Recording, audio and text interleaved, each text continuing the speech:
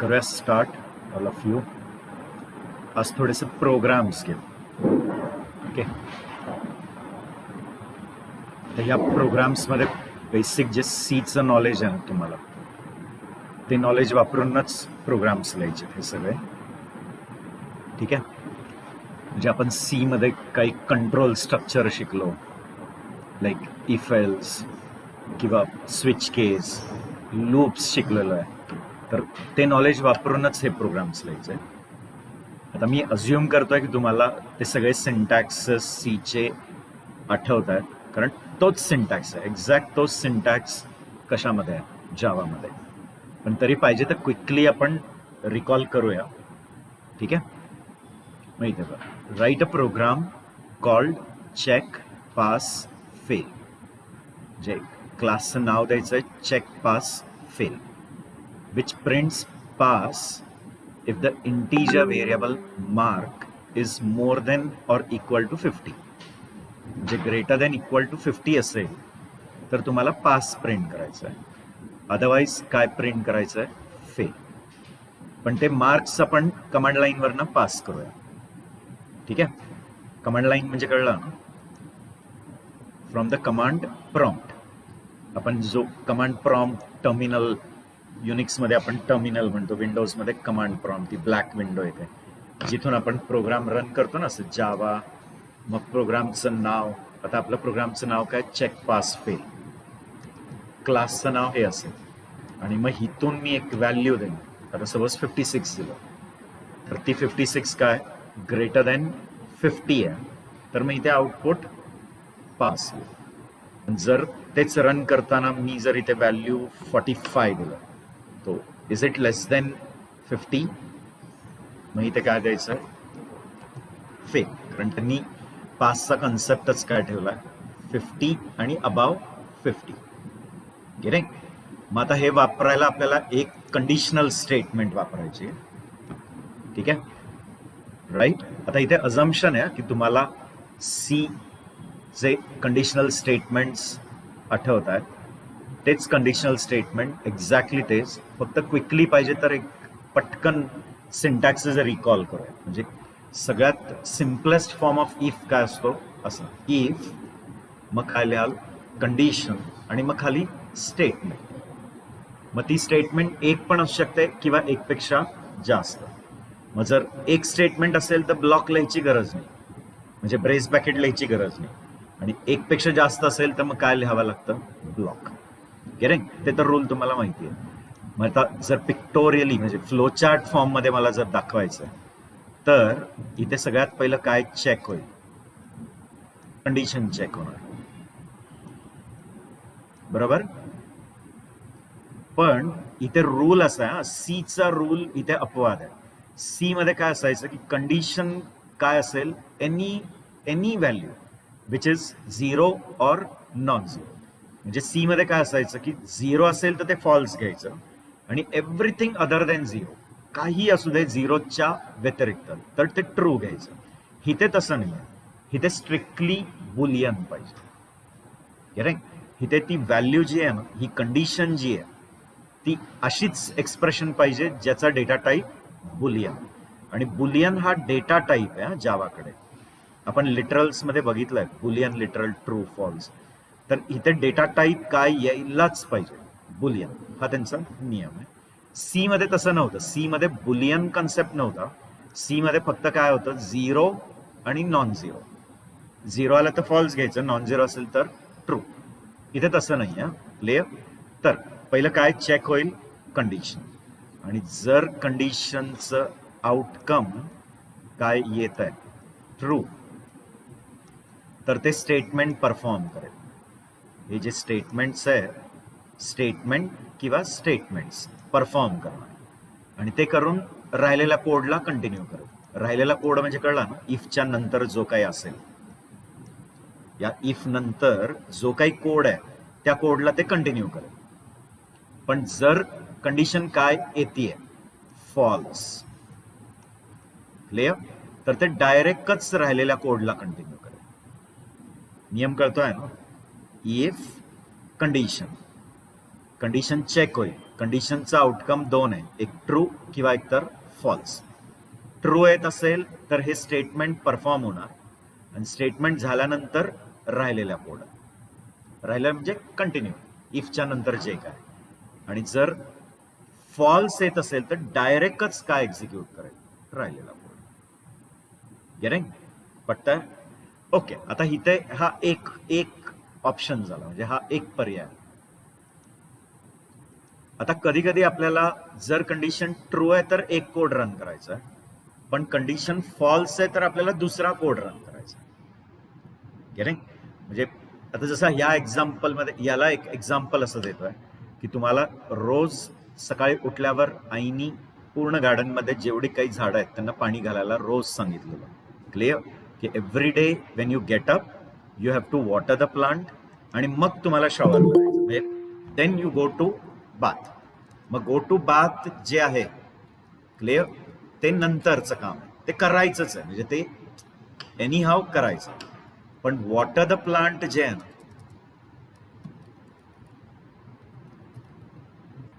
Clear, water प्लांटचा जो काही कार्यक्रम आहे तो तेव्हाच कराल जेव्हा रेनिंग नसेल ना, म्हणजे नॉट रेनिंग.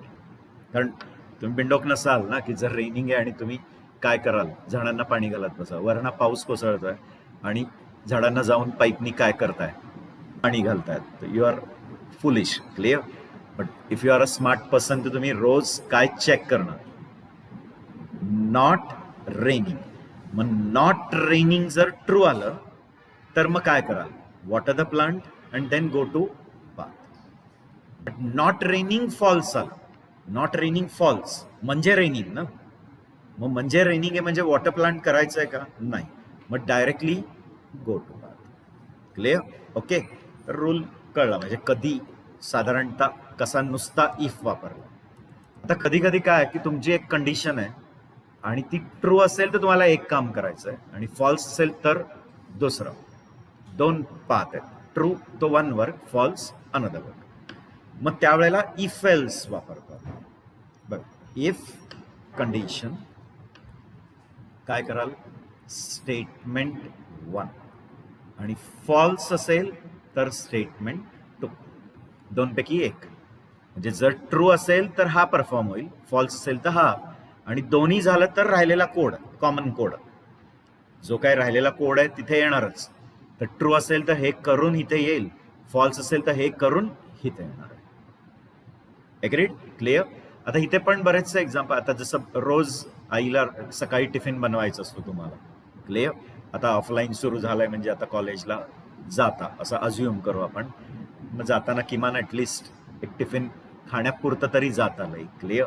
म्हणजे अभ्यास नाही तरी किमान तो टिफिन घेऊन खाऊन परत घरी येऊ आपण. क्लिअर? तर थोडक्यात काय, तर इफ कंडिशन हा कोड, अदरवाईज हा कोड, तर तिथे आई कसा काय इफ एल्सचा वापर करते. तर आईने ठरवलंय की तुम्हाला फक्त मंडेलाच स्नॅक्स आयटम्स येणार, अदरवाईज रोज भाजी आणि पोळीच. क्लिअर? ओके.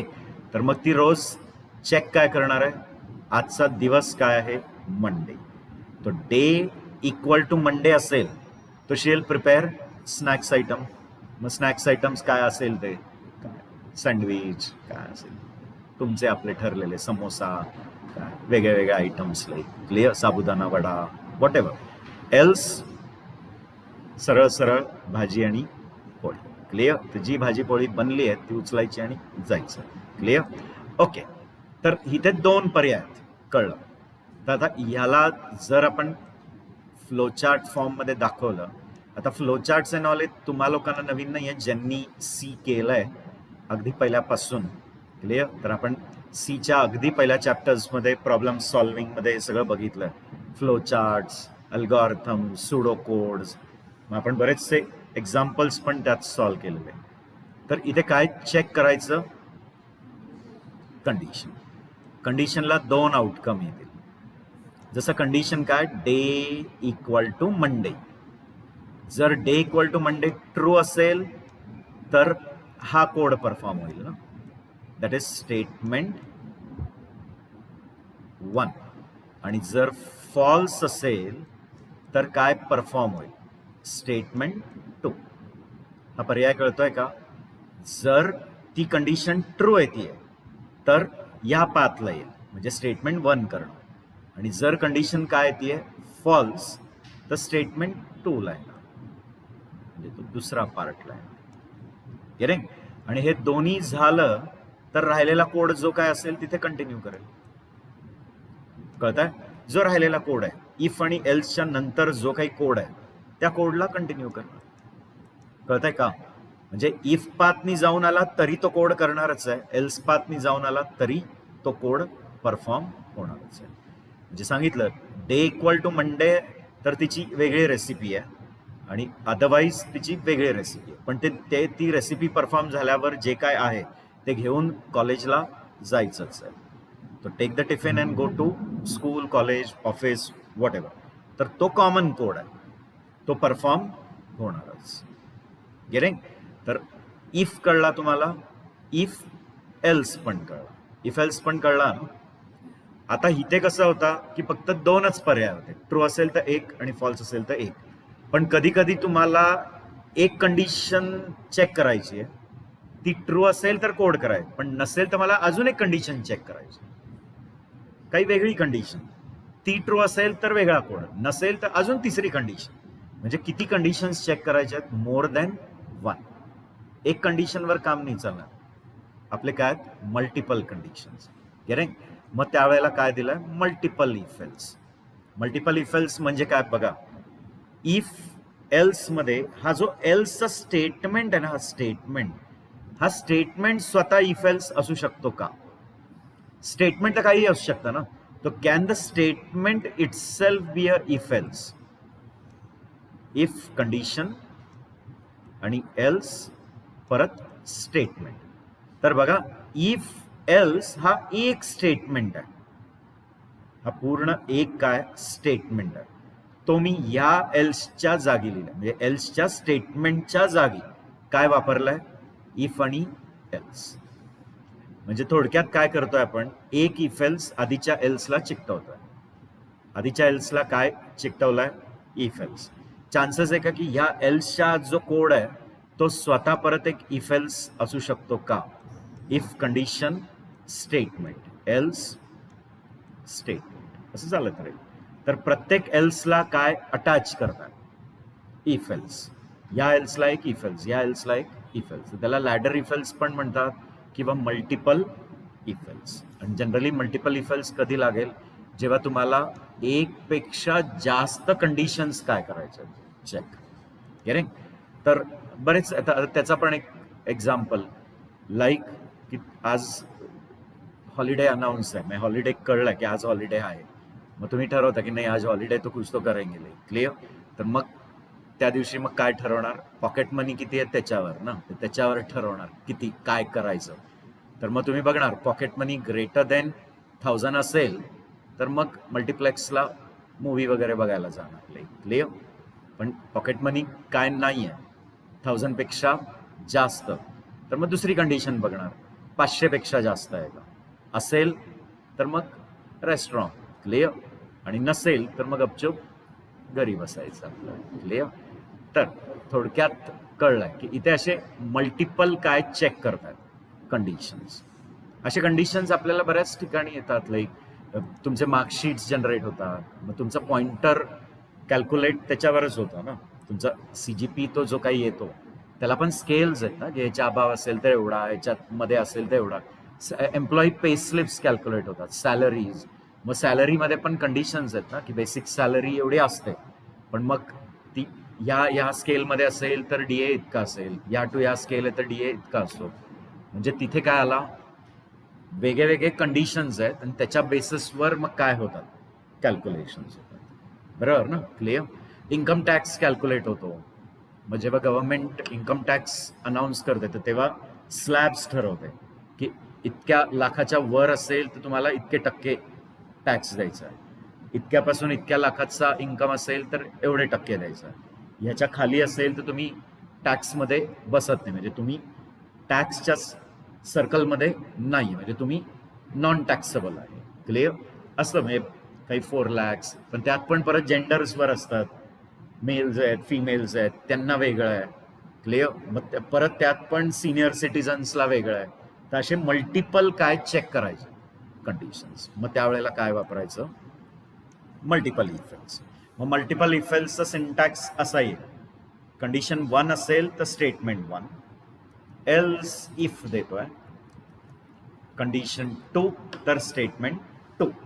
असं करत करत बरेच येतील ना. मग कंडिशन 3, कंडिशन 4, लास्टला कंडिशन एन आहे सपोज, तर स्टेटमेंट एन. आणि नाहीच तर फायनली एल्स मध्ये काय असेल, condition n, statement n plus 1.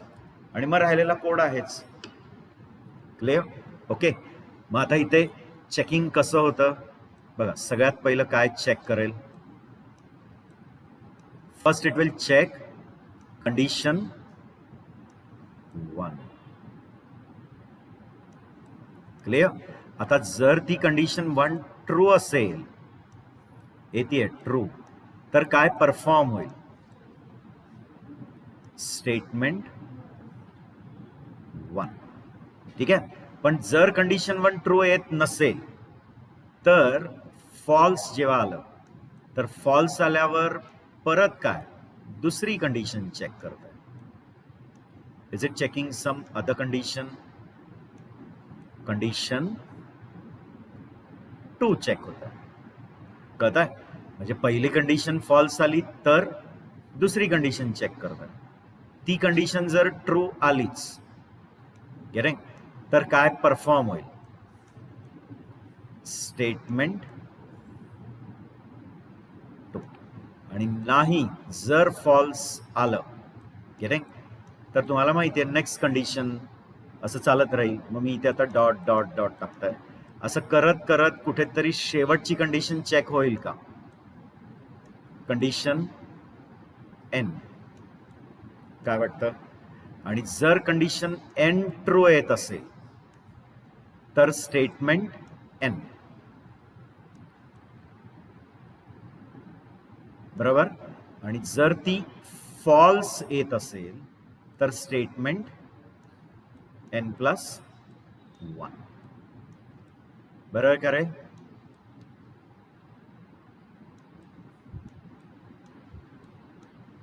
ठीक आहे. पण हे काही होते, स्टेटमेंट 1, 2, एन, एन प्लस 1, जी कोणती कंडिशन.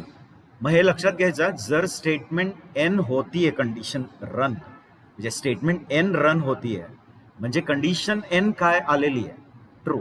म्हणजे मागच्या सगळ्या कंडिशन काय आल्यात, फॉल्स. जर ही स्टेटमेंट रन होतीये, जर स्टेटमेंट एन रन होतीये, तर त्याचं मिनिंग आहे की कंडिशन एन काय आली आहे, ट्रू. म्हणजेच त्याचं म्हणणं आहे की मागच्या सगळ्या कंडिशन्स काय आल्यात, फॉल्स. त्या सगळ्या फॉल्स आल्यात म्हणून तर तो इथपर्यंत पोहोचला ना.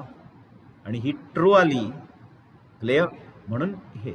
आणि जर सगळ्याच कंडिशन फॉल्स आल्या तर फायनली काय रन करेल, स्टेटमेंट एन प्लस 1. आणि काही झालं तरी कोणतीही स्टेटमेंट रन होऊ दे, 1 होऊ दे, 2 होऊ दे, एन होऊ दे किंवा एन प्लस 1 होऊ दे, त्याच्यानंतर कॉमन कोडला जाणार का. कॉमन कोड म्हणजे या पूर्ण इफेल्स नंतरचा जो काही कोड आहे त्या कोडला ते कंटिन्यू करेल. कळतंय. क्लिअर. म्हणजे इफ होऊ दे, एल्स इफ होऊ दे, एल्स हे सगळं झालं की त्याच्यानंतर काहीतरी कोड असेल ना राहिलेला, रिमेनिंग कोड त्याच्यानंतरचा, त्या कोडला कंटिन्यू कर. Clear.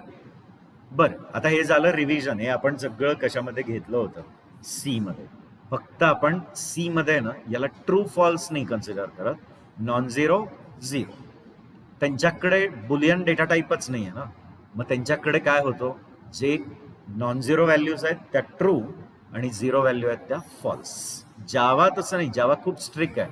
जावाकडे separate Boolean data type आहे. म्हणून जावामध्ये कंडिशन्स या काय असल्याच पाहिजेत, असे एक्सप्रेशन्स ज्याचा आन्सर काय तर ट्रू किंवा फॉल्स. करेक्ट. बर. आता हे बेसिक नॉलेज वापरून तुम्ही ही असाइनमेंट सॉल्व्ह करू शकता. हा जो प्रोग्राम आहे तो सॉल्व्ह. ठीक आहे. बघा इथे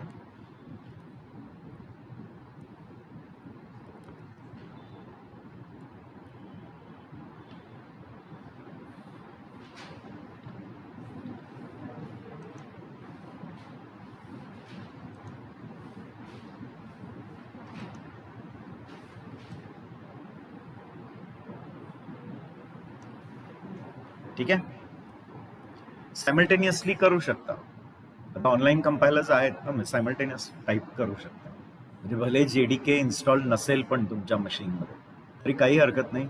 ऑनलाईन जावा कंपायलर्स आहेत. फक्त काय सर्च द्यायचं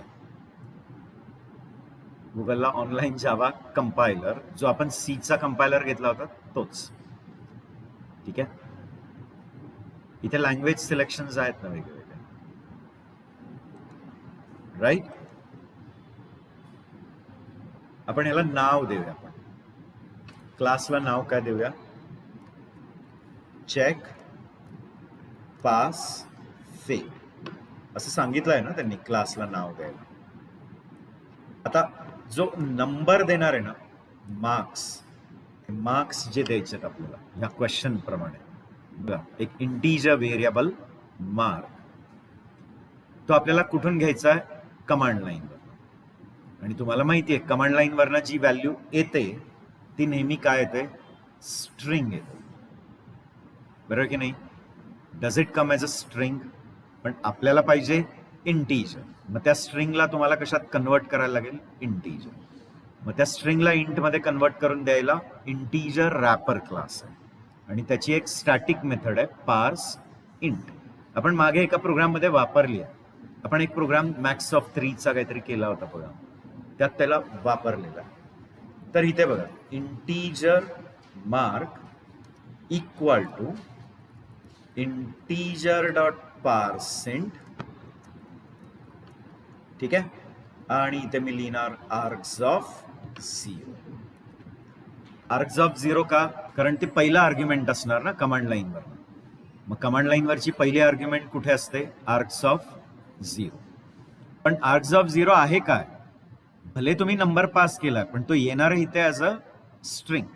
म्हणजे तिकडून कमांड लाईनवरनं जरी तुम्ही 35 पास केलाय तरी आत ते आर्ग्स ऑफ 0 काय येणार आहे? स्ट्रिंग 35 येणार आहे. कळत आहे? आणि ती स्ट्रिंग 35 कशात कन्वर्ट होईल? इंटीजर, जे मार्क्स मध्ये आलं. आता त्याचा वापर करून तुम्ही कंडिशन चेकिंग करू शकता. इफ मार्क ग्रेटर देन और इक्वल टू 50, मग इथे system dot out dot println आणि काय प्रिंट करू? पास. Else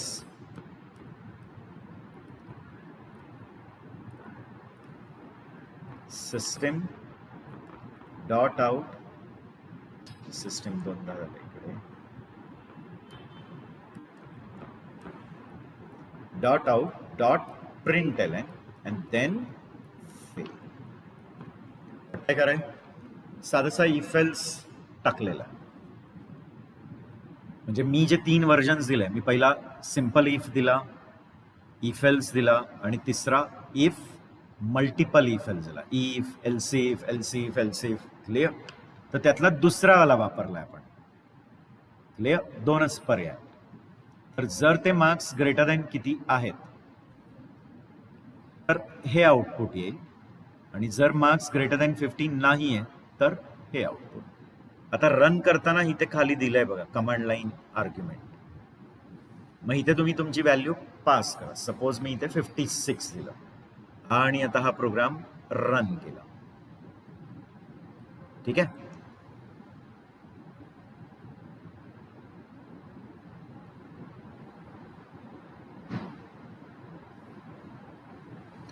okay. इथे प्रॉब्लेम काय? याला ह्या फाईलला नाव मेन आहे आणि त्यांचं म्हणणं की हा क्लास तुम्ही मेन डॉट जावानी सेव्ह केला. फर्स्ट जावा प्रोग्राम आठवत असेल तर बघा, फर्स्ट जावा प्रोग्रामचे सगळे रूल्स की क्लास जर पब्लिक असतो तर त्याचं नेम आणि फाईलचं नेम सेम पाहिजे. आता इथे डिफॉल्ट फाईलचं नाव काय दिलं त्यांनी? मेन डॉट जावा. तर मग फाईलला पण मेन डॉट जावा. क्लिअर?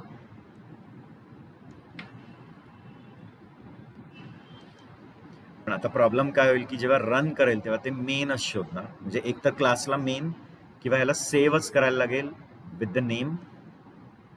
मी काय करतो, न्यू फाईल बनवतो आणि त्याला नाव देतो चेक पास.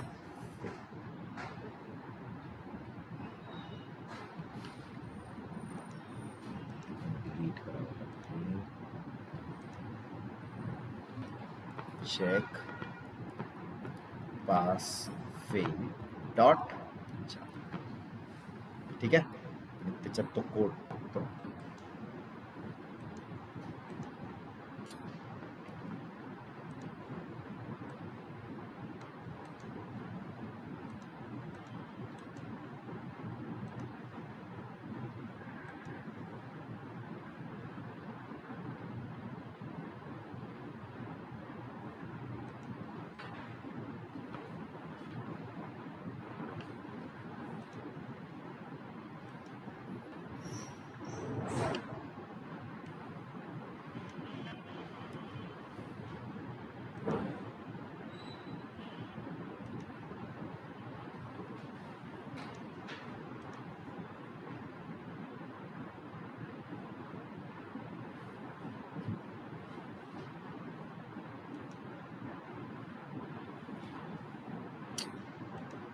इकडनं ते मेनच कन्सिडर करतो. ठीक आहे. आता तात्पुरतं हे असं लक्षात घ्या, आपण आपलं नॉर्मल नोटपॅडनी जर करायचो ना, तर त्याला आपण त्या नावाने सेव्ह करू शकतो. ठीक आहे, काही इश्यू नाहीये. तात्पुरतं काय करूया, या क्लासला नाव मेन असेल तसं आपल्याला द्यायचं आहे. Name as check pass failers, clear, public.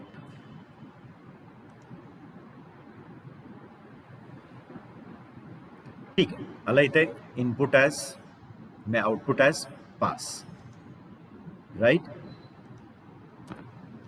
Suppose दुसरा इनपुट देतो. इनपुट आता 34 दिलं आणि रन केलं.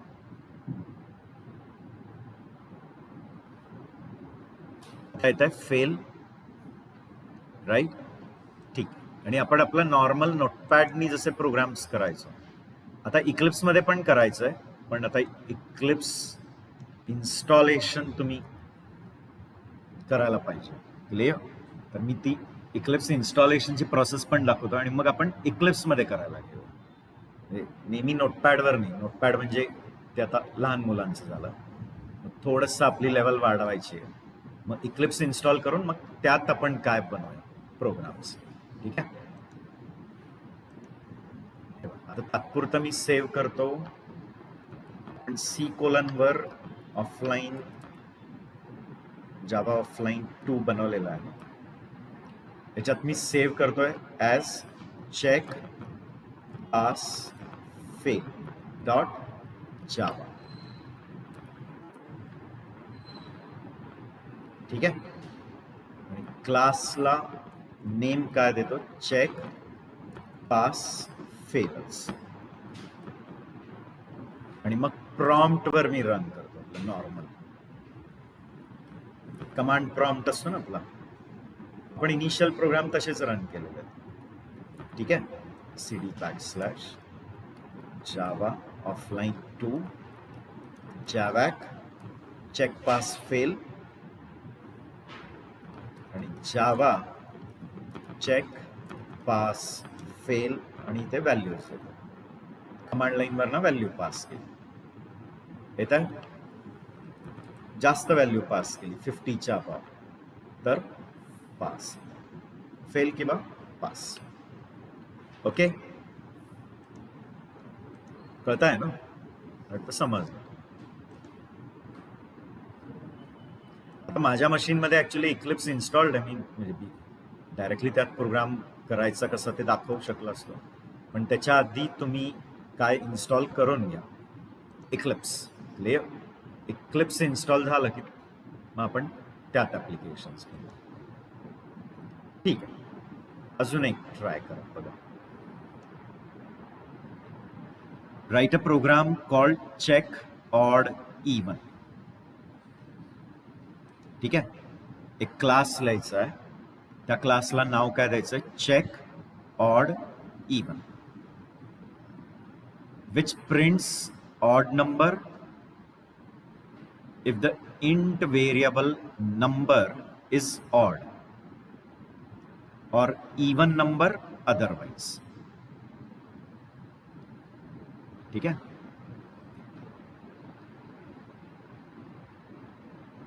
आता इथे पण एक इंटीजर आपण कमांड लाईनवरनं पास करणार. ते कशात स्टोअर करणार? एका व्हेरिएबल नंबरमध्ये. राईट? म्हणजे कमांड लाईनवरनं एक इंटीजर पास केला, तो एक व्हेरिएबल नंबरमध्ये स्टोअर केला. आता आपल्याला फक्त चेक करायचं की तो नंबर ऑड आहे का इव्हन आहे. ऑड असेल तर ऑड नंबर असं आउटपुट द्यायचं आणि इव्हन असेल तर इव्हन नंबर. पण मग आता प्रश्न आहे की कसं चेक करायचं की एक नंबर ऑड आहे का इव्हन. गेले? मग आपण सी मध्ये एक मॉड्युलस ऑपरेटर बघितला होता. मॉड्युलस ऑपरेटर, त्याला आपण मॉड ऑपरेटर. राईट? मग तो जो मॉड्युलस ऑपरेटर आहे तोच इथे वापरायचा सेम. हे बघा, मॉड्युलस ऑपरेटर म्हणजे हा मॉड ए मॉड बी, जो काय आणून देतो? रिमाइंडर. ह्या मॉडचं काम काय? ए रिमाइंडर बी, म्हणजे ए ला बी शी डिवाइड करेल आणि डिवाइड करून जे रिमाइंडर राहतं ना ते आणून देणार. गेले? मग आपल्याला कसं कळेल की एक नंबर ऑड आहे का इव्हन आहे? तर तुमचा जो नंबर असेल ना त्याला मॉड 2 करून बघा. म्हणजे कितीनी डिवाइड करून बघा? 2 नी. आणि जर त्या नंबरला 2 नी मॉड केलं आणि जर त्याचा रिमाइंडर 0 आला म्हणजे तो इव्हन आहे, आणि रिमाइंडर 1 आला तर तो नंबर ऑड. हे दोनच रिमाइंडर येतील ना, कारण आपण मॉड काय करतोय? 2. मॉड 2 केलं तर रिमाइंडर एक तर 0 किंवा एक तर 1. मॉड 10 केलं तर रिमाइंडर्स काय काय येऊ शकतात? 0 येईल, 1 येईल, 2 येईल, 3 येईल, 4 येईल, 5 येईल, 6 येईल, 7 येईल, 8 येईल आणि 9 येईल. मॉड काय करतात त्याच्यावर आहे ना. मग ऑड आणि इव्हन साठी मॉड काय करायचं? 2. तर मॉड ऑपरेटर आहे जो काय आणून देतो? रिमाइंडर ए ला बी शी डिवाइड करेल आणि डिवाइड करून जे रिमाइंडर राहतं ते आणून देणार. पटतंय? आणि तो ऑड आहे का इव्हन आहे ते चेक करायला कितीनी मॉड कराल? 2 नी. मॉड कितीनी? 2. पटतंय?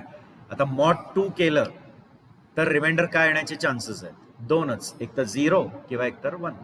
0 रिमाइंडर आला म्हणजेच तो नंबर इव्हन आहे आणि 1 रिमाइंडर आला म्हणजे तो नंबर ऑड आहे. तर जमेल का तुम्हाला? बरं, त्या क्लासला नाव काय द्यायचं आपल्याला? Check odd even. ठीक आहे?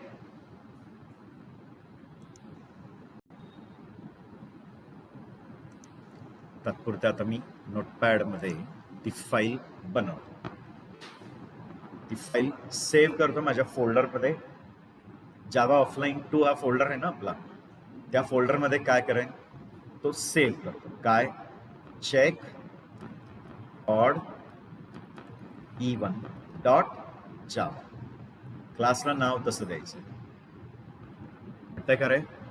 Check odd even dot Java.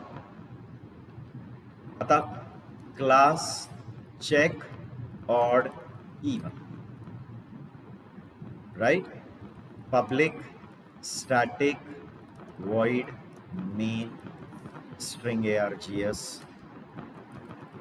आता युजर कडनं तो एक नंबर येणार आहे ना, तो कुठून येणार आहे? Command line. म्हणून मी इथे काय लिहितोय? Integer dot parse int args of 0. वाटतंय का रे? मी कमांड लाईन वरनं काय पास करणार आहे? कमांड लाईन वरून एक इंटीजर पास करणार कमांड लाईन वर. क्लिअर? म्हणजे प्रॉम्प्ट वर. आणि तो जो कमांड लाईन वरनं पास केलेला नंबर आहे तो येईल कशात? आर्ग्स ऑफ 0 मध्ये. पण आर्ग्स ऑफ 0 मध्ये जेव्हा येतो तेव्हा तो एक स्ट्रिंग म्हणून येतो. मग त्या स्ट्रिंगला तुम्ही कशामध्ये कन्वर्ट केलं? इंटीजर. ते आलं नंबर मध्ये. आता इफ मध्ये काय चेक करा? Number mod 2 double equal to 0. Number mod 2 म्हणजे कळलं ना? नंबरला 2 नी डिवाइड करताय आणि डिवाइड करून त्याचं रिमाइंडर चेक करताय आणि त्याचं जे काही रिमाइंडर आहे ना ते कशाशी कंपेअर करताय? 0शी. याचं जे काही रिमाइंडर येईल त्याचं रिमाइंडर एक तर काय येईल? 0 किंवा एकतर 1. मग तुम्ही तो 0 कोणाशी कंपेअर करता? 0शी. हा कंपॅरिझन इक्वल, आपण सी मध्ये शिकलेलो आहे हा कंपॅरिझन इक्वल, त्याला आपण इक्वालिटी म्हणतो. हा मॉड शिकलेलो आहे, अरिथमेटिक ऑपरेटर, रिमाइंडर ऑपरेटर. तर 0 कोणाशी कम्पेअर होईल? 0. जर दोघे काय आहेत सेम तर ट्रू येईल, ट्रू येईल तर इफ मध्ये येईल. पण मला सांगा जर नंबर मॉड 2 किती आलं? 1. 1 इक्वल टू 0 आहे का? नो, तर फॉल्स येईल, मग एल्सला जाईल. क्लिअर? मग आता इथे मी SOP मध्ये काय देणार? System dot out dot print ln काय? Even number. गेटिंग? आणि एल्स मध्ये आउटपुट काय देणार? System dot out dot print ln odd number. ठीक आहे. अकॉर्डिंगली इथे मेन संपला, इथे क्लास. ठीक आहे.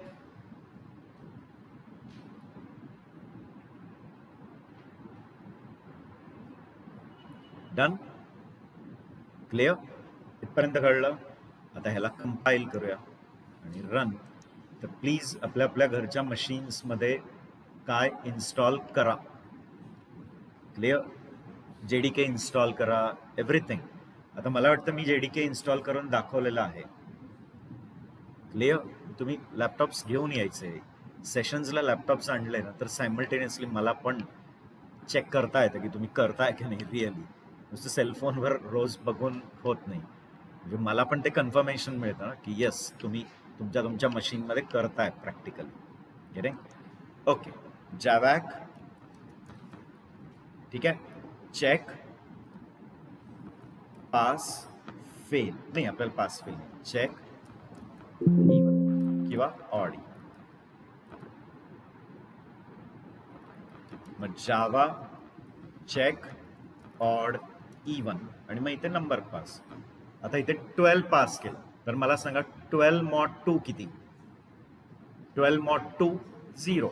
12 ला 2 ने डिवाइड केला, remainder 0. Is 0 equal to 0? Yes, true. मग आउटपुट येईल इवन नंबर. पण सपोज इथून पास केलं 13, मग मला सांगा 13 मॉड 2 किती? 13 mod 2 remainder 1. Is 1 equal to 0? एल्सला येईल आणि मेसेज येईल ऑड नंबर. क्लिअर? ओके. मला वाटतं कळलं. आता स्विच केसचा पण एक्झाम्पल आहे. त्याच्या आधी हा तिसरा क्वेश्चन बघा. तर तिसऱ्यामध्ये त्यांनी सांगितलं दोन्ही वेनी सॉल्व करा. एक इफ एल्सनी, that is multiple if else, आणि दुसरा सांगितला आहे स्विच केस. तर आता स्विच केस आपण रिवाइज नाही केला. स्विच केस आपण सी मध्ये शिकलेलो आहे, तोच सिंटॅक्स, काही नाही, सगळं एक्झॅक्ट सेम आहे. फक्त काही कंडिशन्स आहेत जे एक्स्ट्रा आहेत त्यांच्याकडे, त्या सांगतो म्हणजे जावाकडे. पण सीचा जो स्विच केस होता तो तसाच आहे, एक्झॅक्ट आहे, बिहेवियर तेच आहे. तर स्विच केसच्या नंतर येऊ. पहिला आपण सोल्युशन ए. तर प्रोग्राम काय बघा, write a program called print number in word which prints 1, 2, 9 other if the integer variable number. म्हणजे कमांड लाईन वरनं मी एक काय पास करेन, एक नंबर, आणि तो दिलेला नंबर 1 ते 9 आहे का, सिंगल डिजिट नंबर आहे.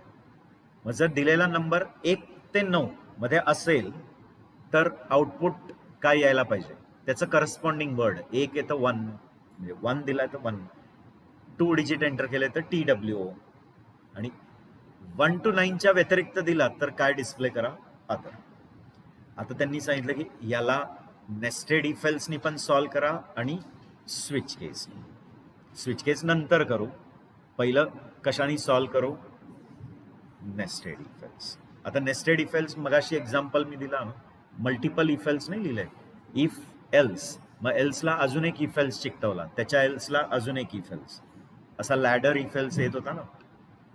मग मी त्याचे कंडिशन 1, 2, 3, n असे दाखवले ना, आणि nth कंडिशन पण फेल आहे तर मग मी स्टेटमेंट n+1 दाखवलं ना मगाशी, तोच त्याचाच यूज करायचा इथे.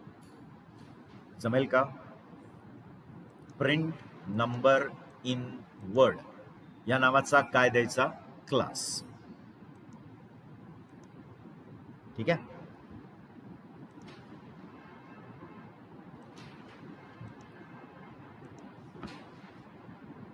तो next time you carry laptops, म्हणजे आपण समोरासमोर इक्लिप्स टाकूया आणि इक्लिप्सवर थोडेसे प्रोग्राम्स करू, म्हणजे मग एकदा त्याच्यात कम्फर्टेबल, मग नंतर परत नाही आणलात लॅपटॉप चालेल, मग एकदा तरी तो काय व्हायला पाहिजे तुमच्या समोर, ते इन्स्टॉल झालेलं पाहिजे. क्लिअर? कारण फक्त सेलफोन्सवर बघून मग तुम्ही घरी जाऊन करणार, थोडं डाऊट आहे किती पर्सेंटेज लक्षात ठेवून मग करणार. क्लिअर?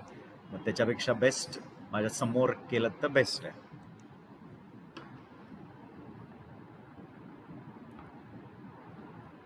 ओके, प्रोग्रामला नाव काय द्यायचं आपल्याला, प्रिंट नंबर है ना, print in word, print number in word फक्त आहे, print number in word dot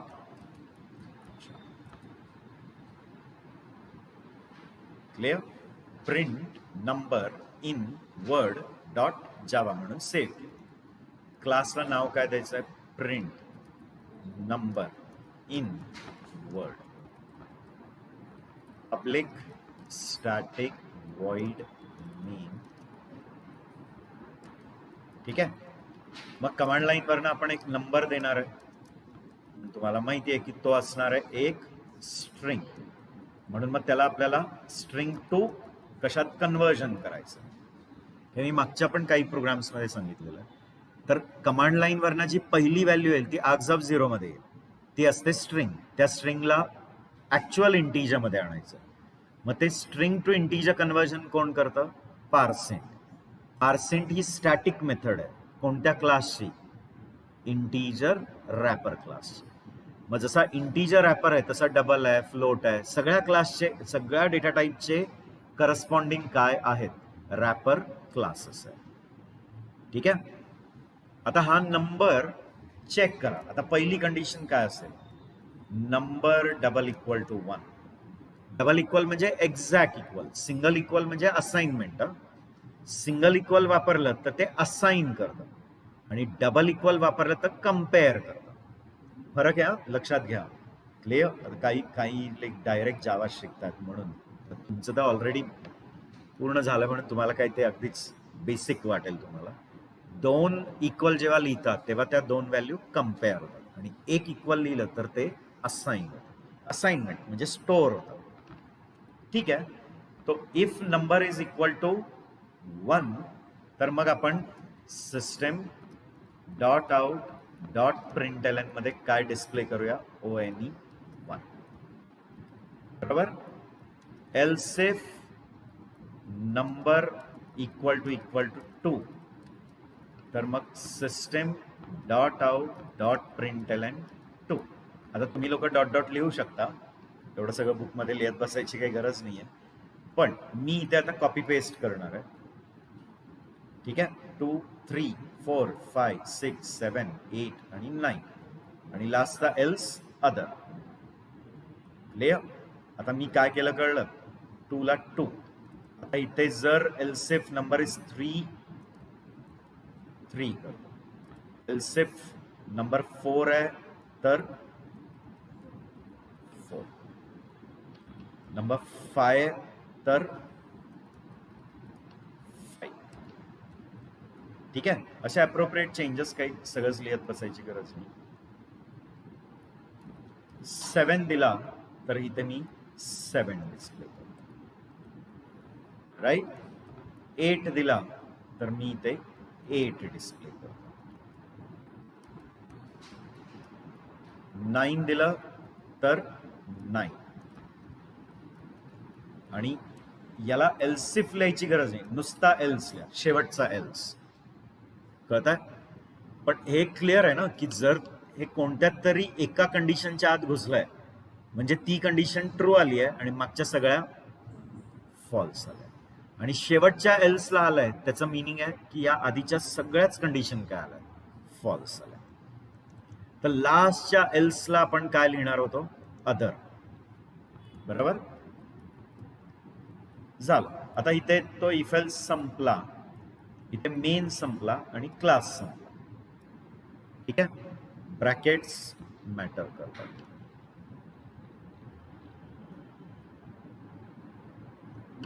right all of you. बर, आता ह्याला कंपाईल करूया आपण.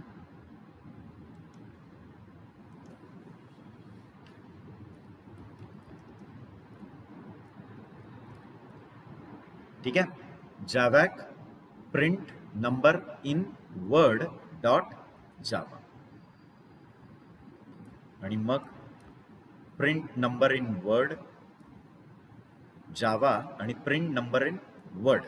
आता इथे कमांड लाईन वरनं नंबर्स तर द्यावे लागतील ना. मग सपोज मी नंबर दिला 4, तर accordingly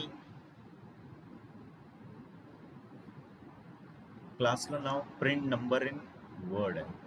print number in word.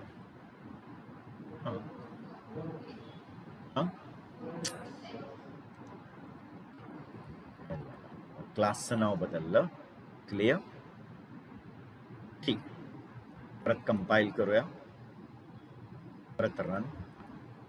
आता इथे आउटपुट 4, आता आउटपुट 7 दिलं तर 7, इथे 3 दिलं तर 3, आणि काहीतरी वेगळंच दिलं 0 दिलं तर 0चं 0 पण करू शकला असतो, पण त्यांनी 1 ते 9च दिलेलं आहे. तर अदर येत आहे बघा. 78 दिलं तरी काय येईल, अदर. ठीक आहे, तर कन्सेप्ट कळला तुम्हाला. शुअर. ओके.